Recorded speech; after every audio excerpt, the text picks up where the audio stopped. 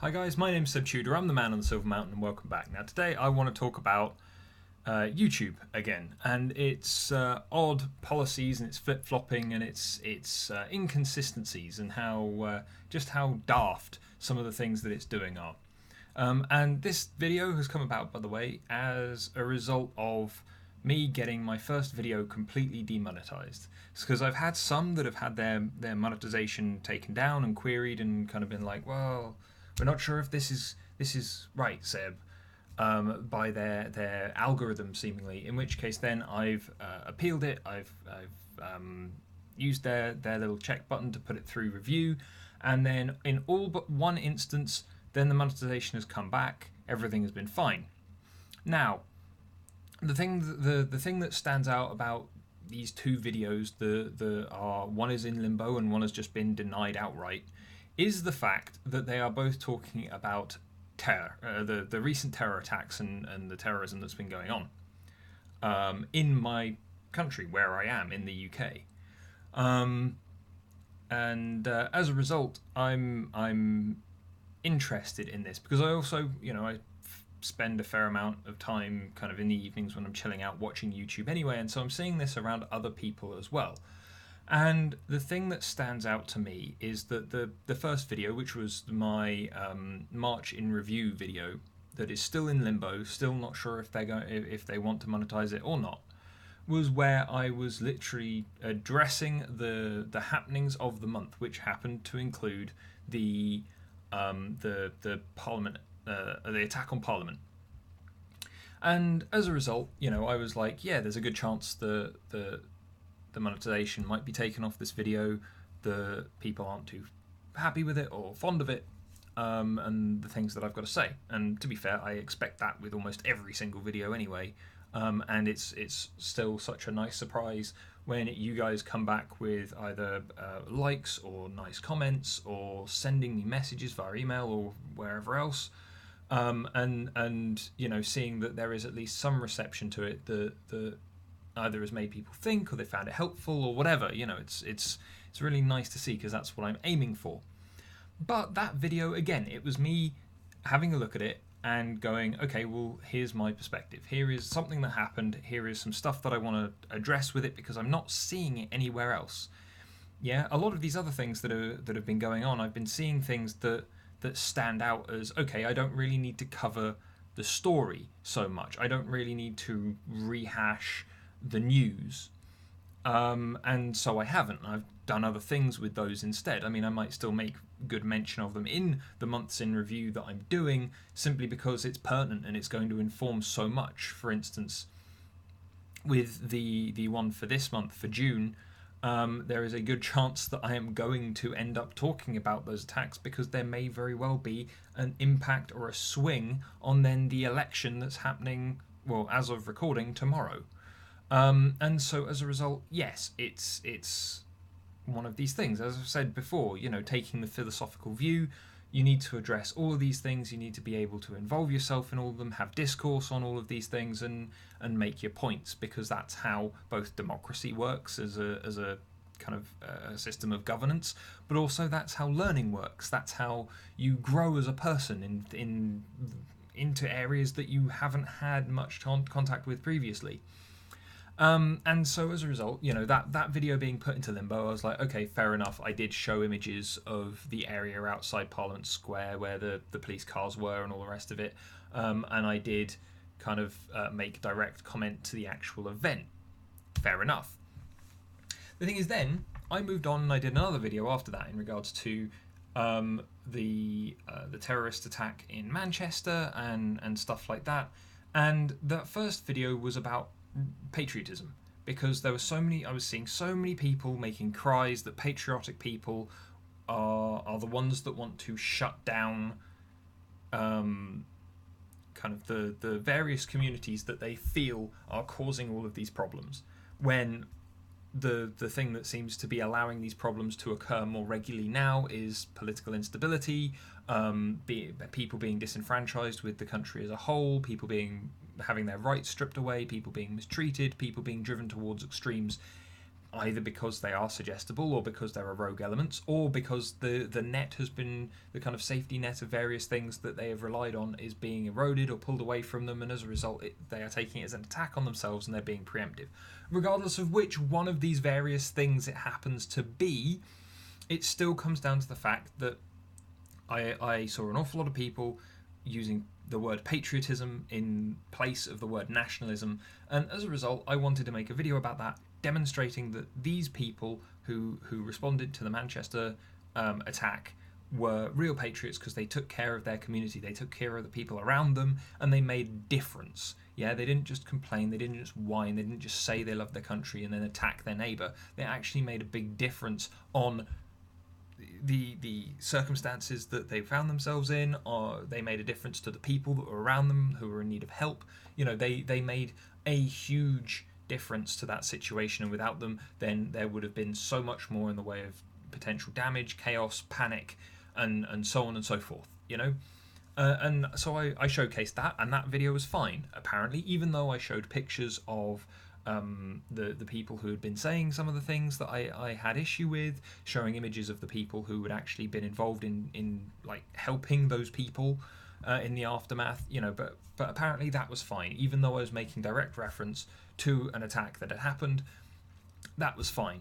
Move on though to then the reactions and the reactions terror video that I did, and I've seen the same things that I was saying in that video espoused by people from various institutions, both in government, both private institutions, places of learning, places of kind of research and development, people who have been looking into these things and who have a very grand appreciation for them, saying that, yeah, you can say all the things you want. In summary, what I said was you can say all the things you want, but then the effect that you are leaving, the very noticeable weaknesses that you are showing are a way of letting the bad guys know that they're actually winning regardless of what you say. You know, they're not necessarily taking a lot of ground, but they are getting the attention that they want, they're making the impact that they want, they're making you change your schedules, they're making you shift things up, they're making you run away into a bulletproof bubble or continually convene Cobra, and so on and so forth. And yet, as much as that is a thing that has been said by many people and that has been kind of addressed as a, yeah, this is just that was a conversation on the way the my country and other people are reacting to a situation that we find ourselves in. However, I showed no images. I straightforward discussed the point at hand. I made a point of saying that these are the things that you are doing and this is why you aren't helping yourself.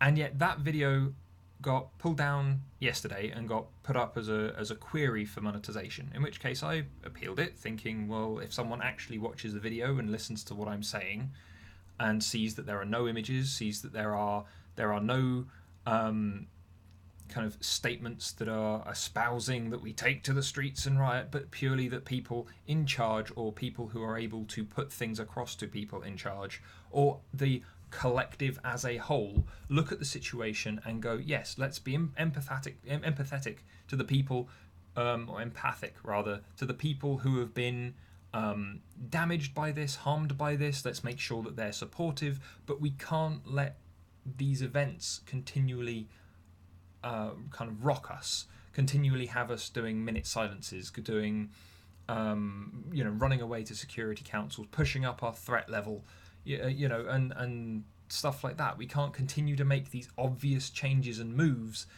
that allow them the attention that they want and the other things that they want, to allow for such a kind of strong response, even if it's all trying to be very hush hush because we're strong and stable and we will not be shaken by this, we will be resilient, and so on and so forth. And yeah, to be fair, credit to the people who have then picked themselves up and kept going and not had any of these things affect them.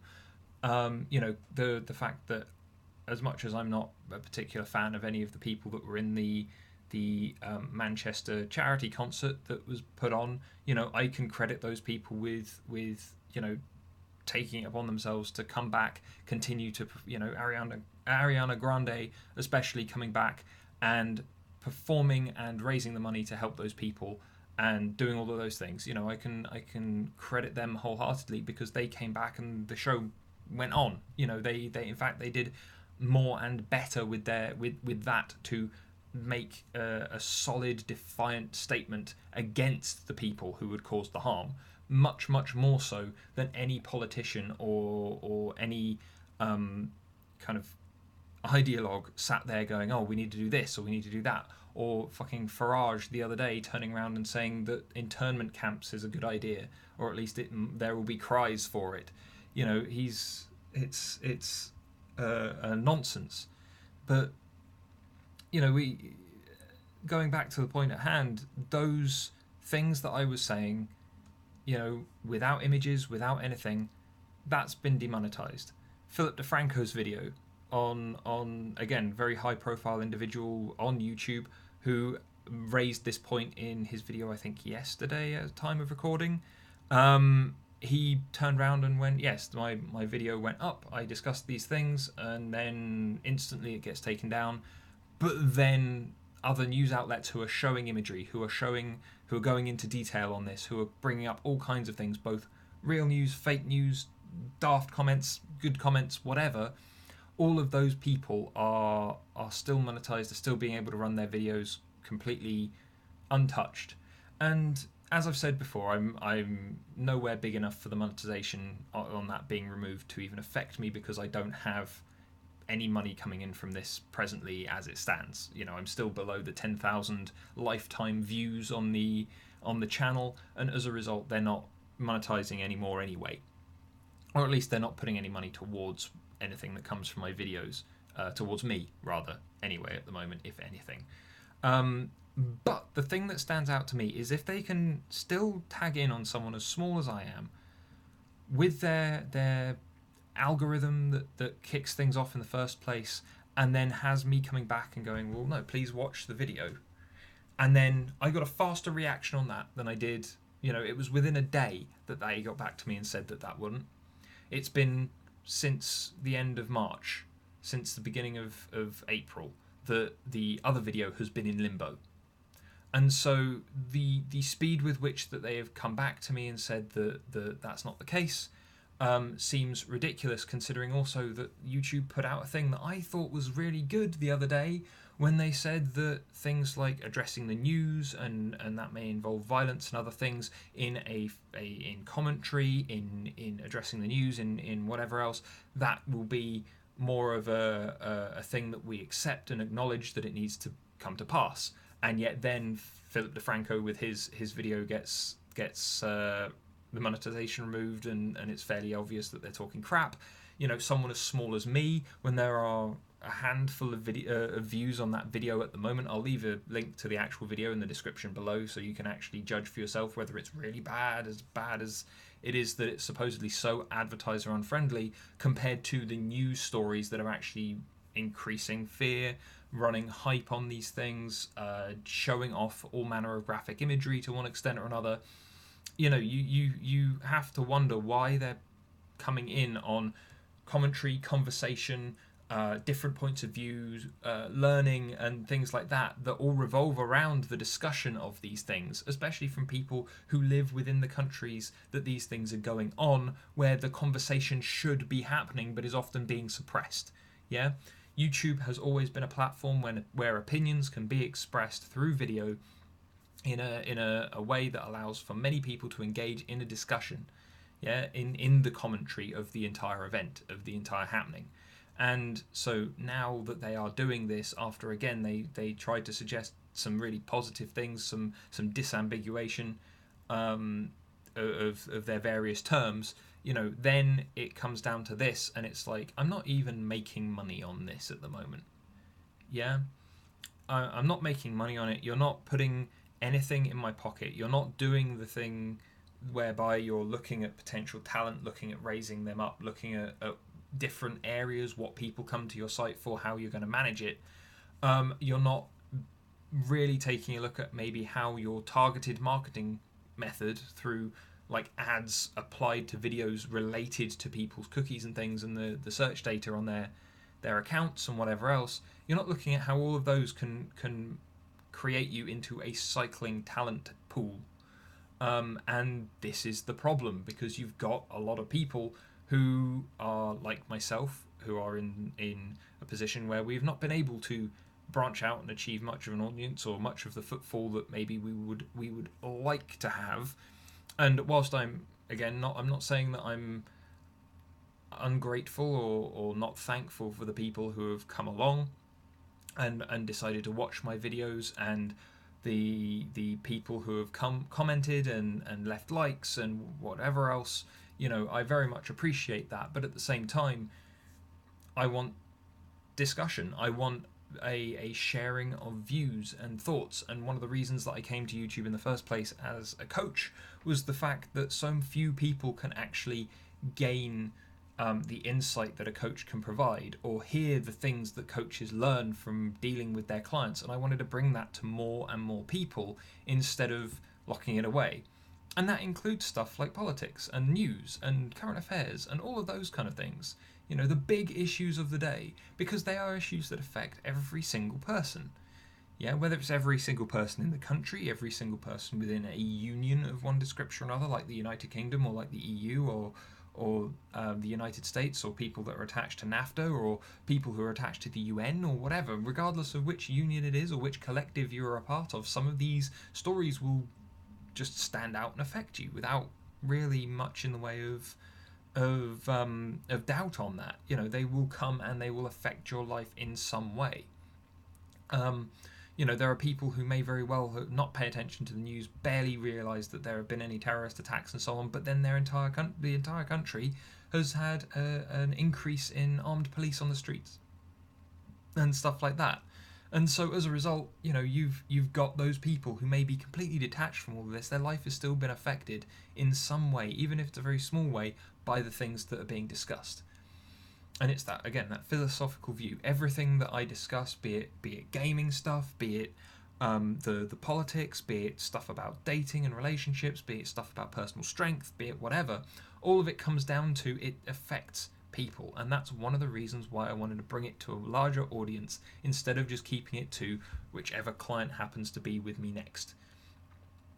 There is so much more I feel that I can do to help more people by trying to present these things, trying to look at things, and if that something isn't being said, as with the patriotism thing, as with the reactions to terror, as with all manner of the other things that I've talked about in regards to politics or the news, or things that I've come to bring to you about dating or whatever, when people aren't saying these things, and potentially they'd be really helpful to hear, or at the very least helpful to discuss, that's what I want to bring to the fore, because it's all about learning and it's all about growing.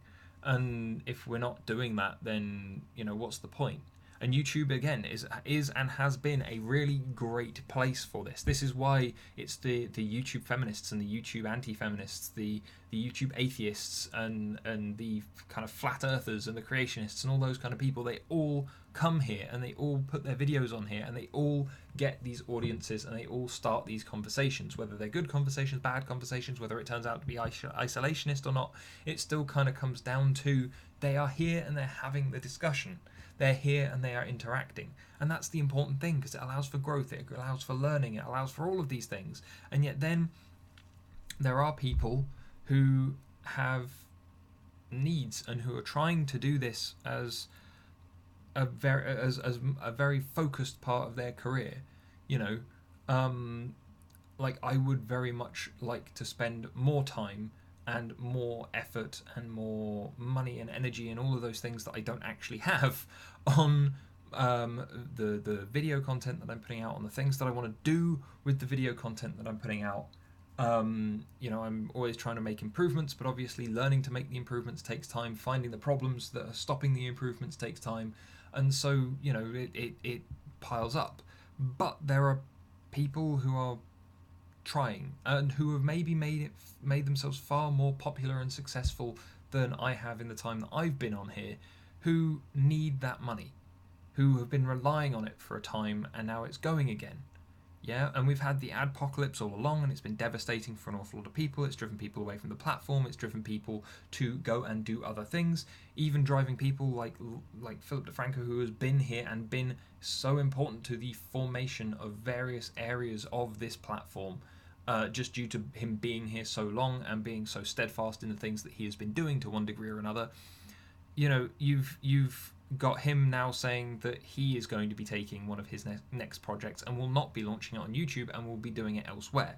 And so again, if it's the people who they are affecting are lower down the ladder, but the people who are taking action, the people who have the luxury of taking action, are the people at the top, the people who YouTube is relying on to make them more money. And this has always been the problem. It's always about the money.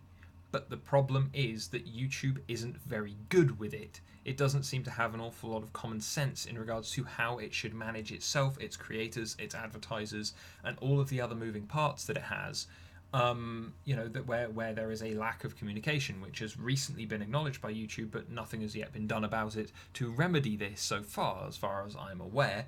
And so, you've got these statements that come out saying, yes, this is a disambiguation. This is where we're going to make things more obvious and more straightforward to you guys. And then within the same week, you have those seeming changes to guidelines and those obvious things being almost ignored, regardless of the fact that there are fairly obvious arguments for kind of, for example, my video again being within the lines of what they have suggested, as there is no obvious violence in the video. I am not espousing hate, in fact quite the opposite. And so as a result, me coming forward and saying, yes, well, this is actually a better way to manage a situation, please discuss, is apparently so bad that it not only has the monetization removed, but then it also has that, when I query it, it has it confirmed within a few hours, whilst other videos have taken weeks and there's still been no resolution regardless.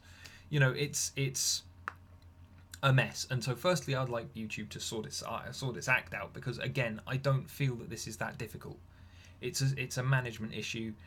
Management can be very, very straightforward, especially when you're not actually dealing with employees here. You're not dealing with people directly. You're dealing with systems. And systems, they're not hard to deal with if you know how they work. And guess what, YouTube? You built these systems.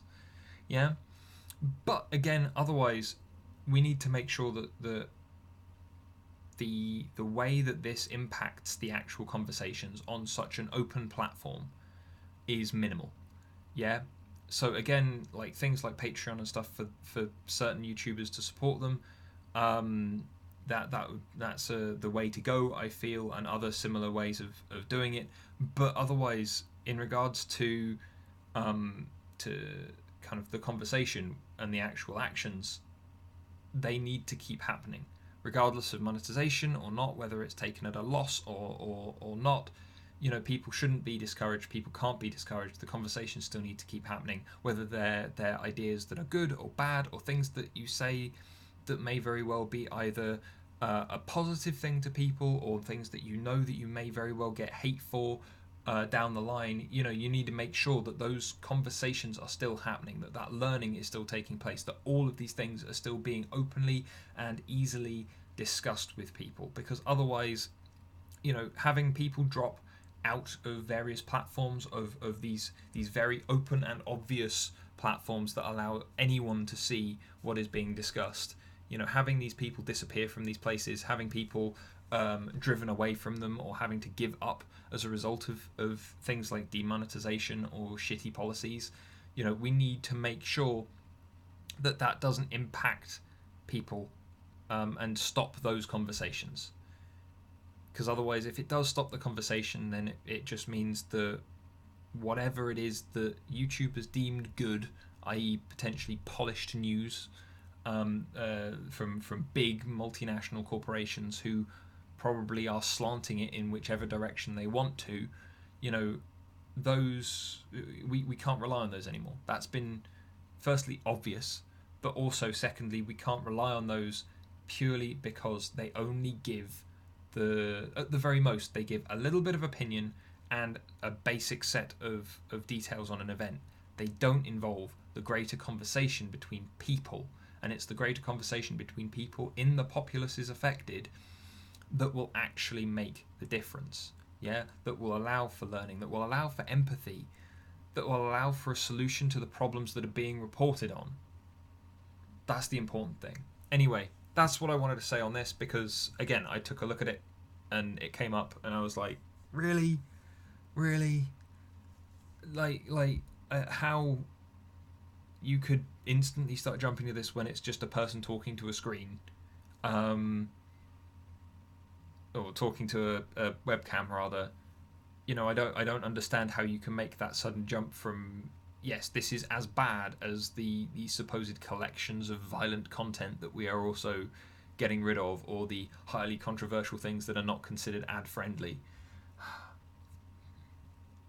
It's bizarre. Anyway, thank you very much for watching, guys. Please tell me what you think down in the comments there. And again, you know, like, how do we, if you've got other ways that you can think of to help support the conversation, to engage in it, to broaden it, to involve more people in it, in spite of the demonetizations on YouTube, in spite of the seeming dislike for anything that could potentially upset anybody over anything in various, but only in various spheres, you know, how do we tackle this more easily?